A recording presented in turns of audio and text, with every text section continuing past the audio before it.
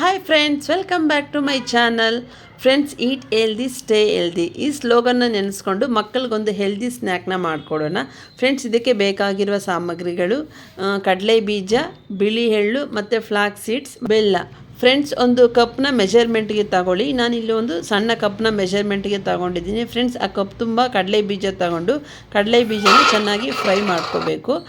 Fry ಮಾಡ್ಕೊಂಡಾದ್ಮೇಲೆ ಅದು ತಣ್ಣಗಾಕೋಕ್ಕೆ ಸೈಡ್ಗೆ ಇಡಿ. Friends, ಅದೇ ಕಪ್ಪಲ್ಲಿ ನಾನು ಬಿಳಿ ಎಳ್ಳು ಸಹ ತಗೊಂಡಿದ್ದೀನಿ. ಎಳ್ಳು ಅಷ್ಟೇ ಫ್ರೆಂಡ್ಸ್, ಯಾವತ್ತೂ ಅಷ್ಟೇ ನಾವು ಫ್ರೈ ಮಾಡಬೇಕಾದ್ರೆ ಸಿಮ್ಮಲ್ಲಿ ಇಟ್ಕೊಂಡು ಫ್ರೈ ಮಾಡಬೇಕು. ಆಗಲೇ ನೀಟಾಗಿ ಚೆನ್ನಾಗಿ ಫ್ರೈ ಆಗುತ್ತೆ. ಫ್ರೆಂಡ್ಸ್, ಅದೇ ಕಪ್ಪಲ್ಲಿ ಮತ್ತು ನಾನು ಫ್ಲಾಕ್ಸ್ ಸೀಡ್ಸ್ ಸಹ ತಗೊಂಡಿದ್ದೀನಿ.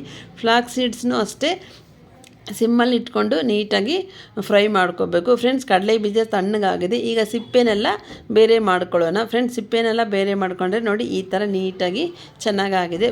ಫ್ರೆಂಡ್ಸ್, ಕಡಲೆ ಬೀಜ, ಬಿಳಿ ಎಳ್ಳು ಮತ್ತು ಫ್ಲಾಕ್ಸ್ ಸೀಡ್ಸ್ನೆಲ್ಲ ಮಿಕ್ಸಿ ಮಾಡ್ಕೊಳ್ಳಿ. ಫ್ರೆಂಡ್ಸ್, ತುಂಬ ಸ್ಮೂತಾಗಿ ಮಾಡ್ಕೋಬೇಡಿ, ಸ್ವಲ್ಪ ಕಚ ಪಚ ನೋಡಿ ಈ ಥರ ಮಿಕ್ಸಿ ಮಾಡ್ಕೊಳ್ಳಿ. ಫ್ಲಾಕ್ಸ್ ಸೀಡ್ಸು ತುಂಬಾ ಹೆಲ್ತ್ಗೆ ಒಳ್ಳೆಯದು. ಇದರಲ್ಲಿ ಒಮೆಗಾ 3 ಫ್ಯಾಟಿ ಆ್ಯಸಿಡ್ಸ್ ಇದೆ. ಮೀನಿಗಿಂತೂ 2 ಪಟ್ಟು ಒಮೆಗಾ 3 ಇರೋದರಿಂದ ನಮ್ಮ ಹಾರ್ಟ್ಗೂ ಸಹ ಒಳ್ಳೆಯದು.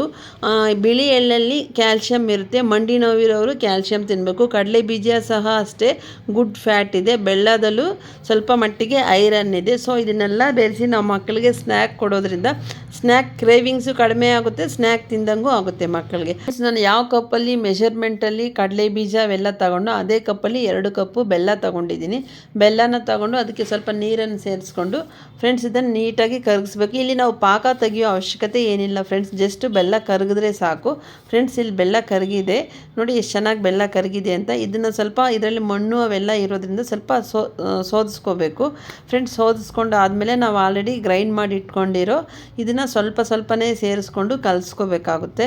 ಅಲ್ಲಿ ಇಟ್ಕೊಂಡು ನಿಧಾನಕ್ಕೆ ಸ್ವಲ್ಪನೇ ಸೇರಿಸ್ಕೊಂಡು ನೀಟಾಗಿ ಕಲಿಸ್ಕೋಬೇಕಾಗುತ್ತೆ. ಫ್ರೆಂಡ್ಸ್, ಇಲ್ಲಿ ಗಂಟು ಕಟ್ಟದೇ ಇರೋ ಥರ ನೀಟಾಗಿ ಕಳಿಸ್ಕೋಬೇಕಾಗುತ್ತೆ. ಫ್ರೆಂಡ್ಸ್, ಇದು ತುಂಬಾ ರುಚಿಯಾಗಿರುತ್ತೆ.